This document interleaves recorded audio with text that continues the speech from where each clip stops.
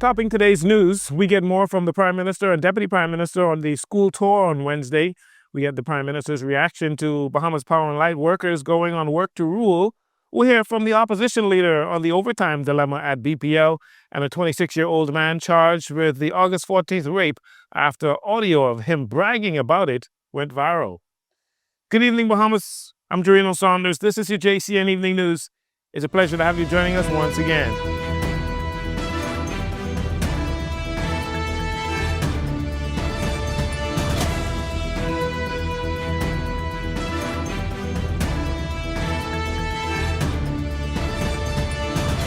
After touring 3 public schools on Wednesday, Deputy Prime Minister, the Minister for Education, Science, Technology, Chester Cooper, gave his assurance that schools will be ready in time for the opening of the new school year. He was accompanied by Prime Minister Philip Davis and other dignitaries. Cooper says overall, nationwide, up to 85% of the repairs have already been completed. Some of the work's being done in 3 of our schools, Palmdale Primary, S.C. McPherson, and here at H. Ash. We wanted to ensure that we are ready on day one when school returns. We're pleased with what we've seen so far.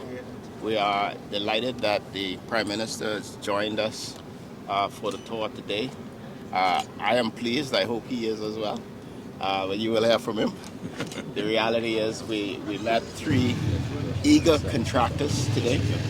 And it's interesting to see the entrepreneurship and the workmanship and the enthusiasm of these contractors and the motivation to complete on time and within budget.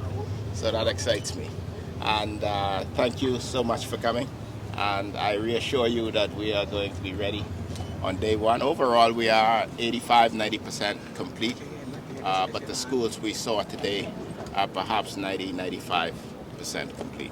Within budget, what's the price tag for the overall renovation? Overall budget is in the region of $20 million for school repairs. Those repairs include 49 public schools right here on New Providence and other schools on the remaining family islands, including Grand Bahama.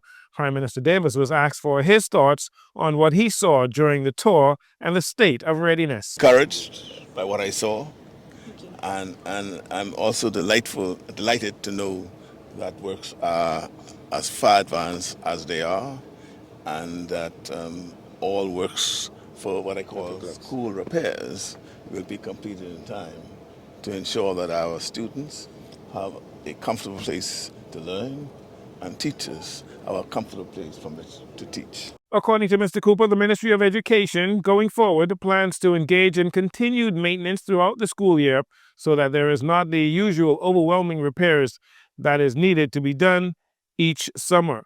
Also last month, the Minister of Education, Science and Technology, Chester Cooper, announcing that the ministry needed approximately 300 new teachers to help fill the public school system. Well, yesterday, they came one step closer to help bridging that gap by hiring some 130 new recruits. During the teacher orientation and opening ceremony, the Director of Education, Science and Technology, Dominic McCartney Russell, spoke to the new teachers about their role in community. Showed up. And because they showed up, I learned that teaching is so much more than delivering content. Teaching is influence. It is investment. It is showing up for young people again and again until they learn how to show up for themselves. Today marks an important beginning of your professional journey. You have chosen a career that carries tremendous responsibility, but tremendous opportunity.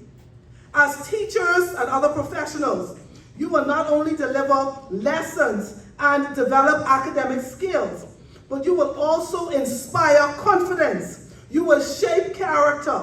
You will nurture potential and influence the future of this Commonwealth of the Bahamas. So the purpose of this orientation is to help prepare you for this important role. Over the course of this program, you will become more familiar with the expectations, the policies, the procedures, the professional standards, and support systems that will guide you as you enter our classroom. This teacher recruitment orientation is part of the government's initiative to ensure every classroom in the Bahamas is equipped with a qualified learning professional.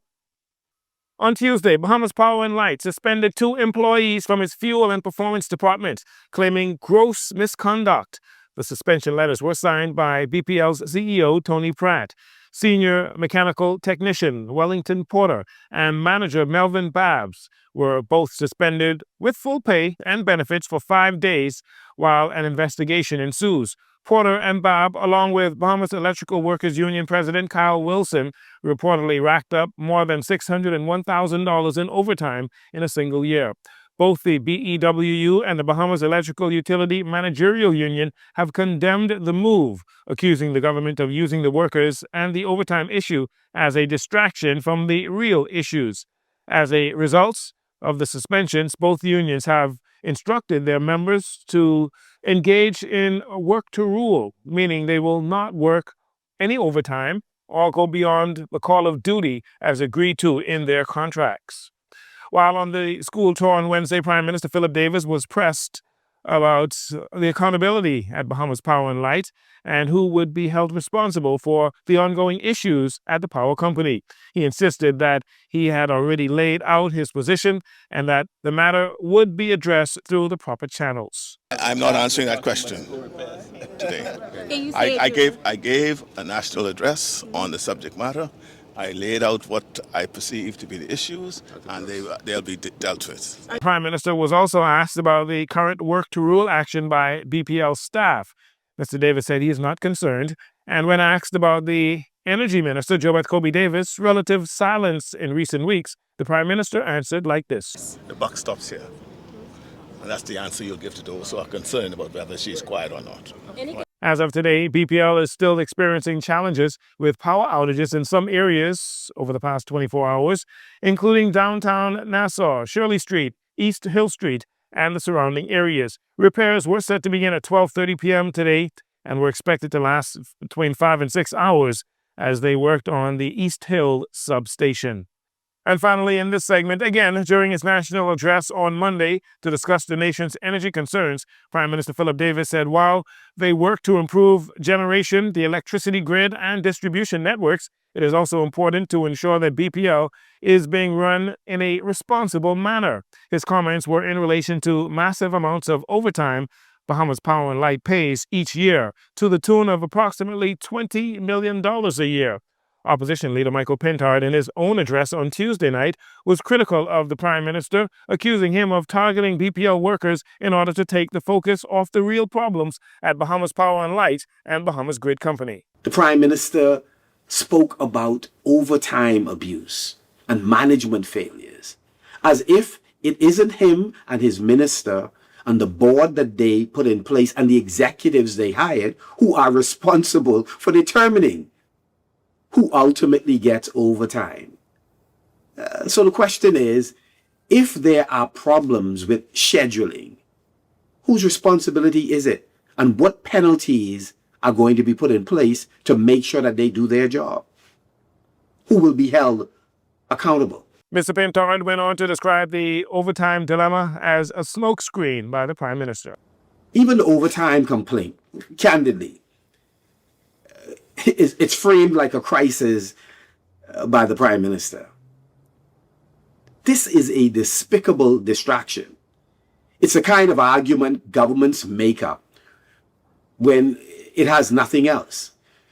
When you're out of ideas, you grab at anything to keep the attention of those things that matter most to the people. Jobs, better wages, consistent energy, improvement in cost of living. These are things that people want. Or the missing 700 million.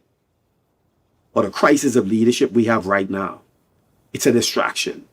The Prime Minister told us that the buck stops with him. If that statement is to mean anything, then accountability cannot stop with a speech. Accountability requires consequences. Accountability requires truthfulness. It requires leadership. We'll have more news on the other side of this break. This segment of the news is brought to you by Sun Oil Limited. From the courts, 26-year-old Romeo Stewart Jr. was arraigned today on 2 counts of rape. The charges come after voice notes went viral on social media speaking to a sexual encounter with an 18-year-old woman who was reportedly drunk and passed out in his vehicle. The man was reportedly boasting about the incident, describing the act in detail to a female family member. It happened last week, Friday, August 14th. Stewart was not required to enter a plea and was remanded to prison. A voluntary bill of indictment will be served to him on February 4th in 2027. Police are investigating yet another case of sexual assault. The victim, a 21-year-old woman. It happened on Wednesday around 4 p.m. The woman told police that she asked a man that she knew to take her to the food store. After she bought her items that she needed, they went to the man's residence where he made sexual advances towards her, but she told them she was not interested. The man allegedly continued his advances and sexually assaulted her. Investigations are ongoing there as well. A 29-year-old man was arrested yesterday for a firearm and ammunition. This was in the Gambia Village community. It happened shortly before 12 p.m. when officers from the Drug Enforcement Unit, assisted by the Canine Support Unit, executed a search warrant on a residence in Gambia Village. When they got there, a man fled the area on foot, leading to a brief chase. During that chase, officers observed the male throw an object into a nearby bushy area. The male was quickly apprehended and subdued. Officers subsequently searched the area and discovered a firearm containing the quantity of ammunition.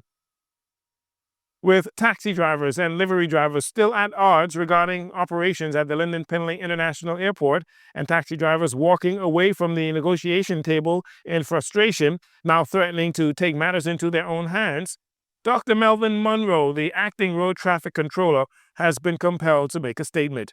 He said, while every stakeholder has the right to express concerns and determine its position, the Road Traffic Department believes that respectful dialogue is the most responsible way to resolve long-standing issues within the public transportation sector.